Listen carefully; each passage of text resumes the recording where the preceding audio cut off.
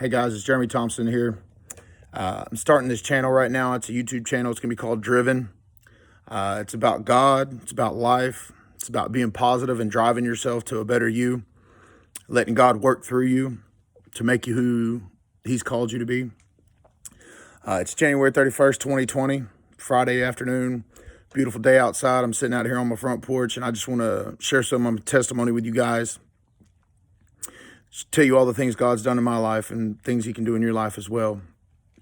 Give you a start of my testimony, man. I was born in Wichita Falls, Texas, to Randy and Gail Shootman, and my dad didn't last too long. He burned off when I was about 3 years old, left me and my mom by ourselves, and that's hard for a kid, especially a boy losing his dad, man. It's one of the things that, causes many difficulties for a young man in his life growing up. My mom did the best she could. She raised me as good as she could, raised me in the church. My grandparents helped, her parents, and had a couple decent role models, male role models in my life. But, it's not like having your dad, and I was a pretty good kid in school, man. I didn't really make no waves. I played sports. I was a pretty good student, AB student usually. And when I was about 14 years old, man, I got introduced to marijuana, and, I just started smoking and thought that was cool. And, I kind of kept it really low key because, hey, I played football, didn't want to get in no trouble there. And my coach had a strict no drug policy. So, we had to keep it hush hush, and I didn't do it very often, but that led into, doing other things. And I started drinking, after a game, we'd go have a few beers. And didn't think much of it, man. Just thought, hey, man, I'm going to have a little bit of good, everybody's doing it. I'm going to have a good time. And when I was about 15, man, I hurt my knee and had to have a orthoscopic surgery on my knee, tore my meniscus. Nothing major. And but it got me out of football. And they told me my mom didn't want me to go back and play. And the doctor tried to scare me, I guess. Listen to my mom, tried to scare me, told me I could walk with a cane possibly if I hurt it again or, really messed it up bad. And so I decided to quit football. And I got homeschooled for about 6 months while I was rehabbing my knee. And that turned into me just dropping out at 15 years old as a sophomore. And that's probably where the biggest trouble started. Had too much time on my hands. I wasn't old enough really to work yet. And got introduced to methamphetamine. And that kind of just took over my life. I can remember back to the day that I did it with one of my aunt's friends. And it grabbed a hold of me, gave me tons of energy, made me feel like I was 10 foot tall and bulletproof. And then that just opened up the door to many other things. I tried just about everything besides heroin. I've tried every drug probably known to man besides heroin. And from 15 to 19, man, I really got into a deep hole of addiction. It took over my life. It changed the person I was, the person I was raised to be. And it just completely changes you. You're unrecognizable after that. Once you fall into that dark side of addiction, man, you just become unrecognizable. I stole from family. I stole from people. I robbed people. I stole from stores. I sold drugs. I did drugs. I did anything I could to get high and just escape my reality. And when I was 18 years old, I got my first felony for burglary habitation. And they put me on probation. I couldn't do that, so they violated my probation. They gave me 3 years TDC, and I did 2.5 years on that. I got out, probably lasted a month, maybe 30 days, went right back. I did my last 6 months on it, on that 3-year sentence. Got out right before I turned 22, and I lasted about 14 months. And because all I did was learn how to be a better criminal in there, learn more schemes and plots to do when I got out, and that's what I did. And continued back in meth for them 13, 14 months. And right before I turned 23, I went back and got a 10-year sentence. And that time, man, I knew I was going to be doing a little bit of time, so I just kind of cut ties with everybody. My mom and my grandparents wrote me, but other than that, none of my so-called friends, none of the people that were there with me, none of my homeboys or homegirls, none of them were there. Nobody wrote, just my family. Few of my family, not even all my family wrote. And which I don't hold that against them because, hey, man, I made the choices that I did, and I did the things I did, so I had to face that. Like they say, you make your bed, you're gonna have to lie in it. And so, you know, I lined it up for 7.5 years that time in TDC. And when I first went in, I got into trouble. I did get my GD when I first got in there. The first 9 months, I got my GD. And once I was transferred from the Fort Stockton unit to the San Saba unit, it just went crazy. I started getting in fights. I started, you know, trying to hustle, you know, tobacco and just, you know, carrying contraband around, getting tattoos, getting in trouble, all kinds of different cases, which when you get cases in TDC, that lengthens your parole. So, you know, you get set-offs, and I got a 2-year set-off my first round. And I did that 2 years, and I was in medium custody on the George Beto unit, Beto 1. And that was a maximum security unit. You know, I was on little transfers before that, and I went to the Bird unit and got sentenced to, or got put to the George Beto unit. Got there, it was a 5,000-man unit. I had close custody, medium custody. I went right to U-Wing, and that's that's medium custody. Medium custody means you're in 20 hours a day in your cell, guaranteed, possibly 22 most of the time because you don't get both recs. You only get out for meals and a shower, and that's it. Other than that, you get rec once a day. And I spent a year in there with a celly man. He was gang affiliated. You know, all we did was get high and just talk about the streets and what we were going to do when we got out, what we did while we were out. And he had a 50 ag sentence, meaning he wasn't going to even come up for parole until 25 years. And, you know, it kind of gave me some perspective because I'm sitting here with a 10-year sentence. It's non-ag, so I came up for parole the first time in about 18 months, 20 months. And I already got a 2-year set-off. Well, I seen parole again in 2010, 2-year set-off. Kept getting in trouble. I finally came up off medium custody. And my Mima had died in 2009. I skipped that. I'm sorry. She died in 2009, and that's the one woman besides my mother that never gave up on me. You know, everybody else had kind of given up on me and just considered me hopeless because I just kept doing the same thing over and over again.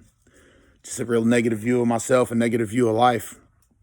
So, you know, I had an awakening there. 5 months after that, my dad died, which I never had a relationship with him, but you know, I don't care what they do to you, man. You still think that there might be a possibility. And he wrote me a couple times the last few months of his life and thought, man, maybe I'll be able to have a little bit of a relationship with my dad when I get out. And I found out he died. About year 5 on Beto, man, I met a couple guys, Toby Williams, Yuri Luckett, Trey Crooks. They changed my perspective on things because, you know, I was raised in church, but I never thought about God really much. I never really tried to, you know, I had a real bad taste on my mouth with God. And I hated God. I hated myself. I hated everything. And I remember sitting in my cell one day, man, and I heard Toby singing, man, and I'm just like, man, how can this dude be singing? He's got a life sentence, man. How can he be that joyful? How can he be that happy about it, man? And, you know, he'd already been done like 25 years or better. And he was always happy, man. He always had a smile on his face, man, and giving glory to God. I met Yuri, man, and another one with 50-something mag, done 20-something years, and just used to be a shot caller for the Grape Street Crips. And this dude right here was a complete opposite of anything you think a gang member is going to be. He cared about people. He tried to inspire people. He helped a lot of guys in there, man. A lot of guys now can contribute their salvation to him, God using him to bring them back. And I'm one of them, definitely. And I would suggest checking out his channel, Teach, Inspire, Motivate. Yuri Luckett. It's on YouTube. Look it up. He posts a video every Wednesday. But, you know, God started using them guys in my life, and they started talking to me about God. And me and Trey ended up on the faith-based wing together, man, because I heard you can make parole. So I was like, man, I'm going to apply for the faith-based wing. And I went in there, man, and I told everybody, man, I don't want to hear about God loving me. I don't want to hear about y'all loving me. I don't want to hear none of that crap. I'm just here to make parole. And, you know, you had to go 3 days a week to chapel.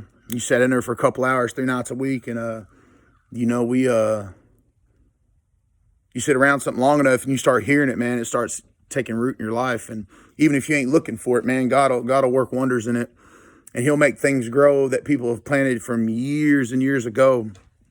And all through my life, God had put people in my life. Even when I was in my darkest parts of addiction, he put people in my life that planted seeds. And, you know, Yuri and them watered it, you know, and they planted seeds as well. But they watered the seeds that were planted way before I even knew them or before I'd even heard of prison. And My last 2 years, man, I got into college in there at Trinity Valley Community College, started taking computer drafting, got into a welding trade, started staying out of trouble, man. I took a step back from the woodpile, man. It's just like wanted to get my life right and knew I couldn't do it, trying to be something I wasn't, and so fast forward to 2014. I've been in there 7.5 years at that point because I went in 2007. About May of 2014, I get a call from the schoolhouse. I'm in the schoolhouse. I get a call from the parole board. They call me down there. I had a lay-in that I didn't get, but they called me down there. I got a FI6. FI6 is a 6-month rehab program in prison, and then you get released. You do a 3-month halfway house stint, and then you go home. So I get back. I tell my buddies, man, hey, man, I made parole. I got an FI6. I'm going to be going. Didn't know where I was going. I ended up going to Brownsville, Texas, to the Safe P there. And I left there December of 2014 to go to the Safe P unit. December of 14, my mom tells me that there's this girl she knows at church. She wants me to ride her. She's talked to her about riding me. And I was like, yeah, okay. I didn't really think much of it because, to be honest, I never listened to my mom about girls and who does, what boy does. But I was like, yeah, I'll ride her, man. I was lonely. I needed somebody to talk to. So I was like, yeah, I'll ride her. I write her a letter. She shoots me a letter back saying, hey, I'm only going to be your Christian friend. Don't call me baby. Don't ask me to send you money. Don't come visit me. I'm not going to come visit you, And, but she's there to encourage me, she said. So we started writing, and within a few weeks, I knew for a fact this was going to be the woman I was going to marry. And I'll tell you more on that story. I'll have her come on the video with me one time, and we'll tell you the story about that. But God placed this woman in my life, and I'm a pretty hard-headed individual. You can ask anybody that knows me. And, I don't know, man, something about her got me. And I just knew God told me, and I wasn't even serving him at the time, but God told me this is going to be your wife. And I just knew inside every part of my being that this was going to be her.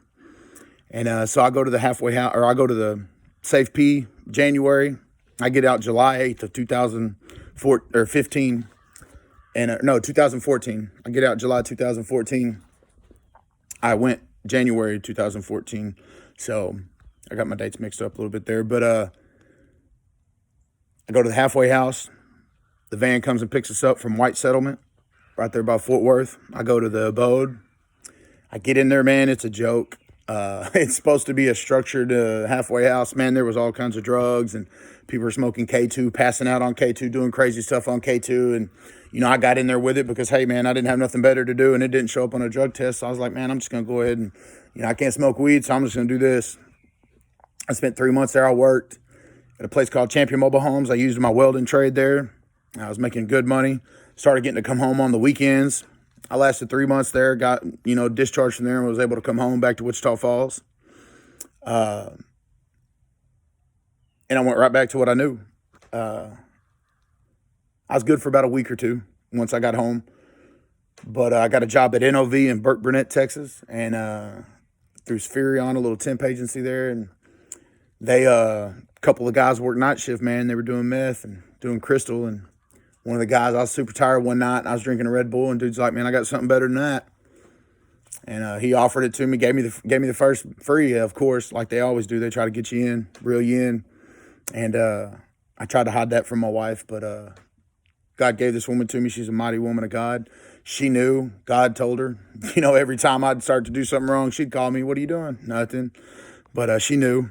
And for the next 4 to 5 months, man, all I did was get high, drink, work, and and I went to church. She drug me to church every time the doors were open. Prayer meeting, Wednesday night service, Sunday morning, Sunday night. And it was one of them things where I just wasn't ready at the time. But about 4 or 5 months after I got out, I would say around March 2015, April 2015, right before I turned 31, we were at a prayer meeting one night, man, and I come in and told my pastor, I was like, man, I'm not leaving until I'm full of the Spirit.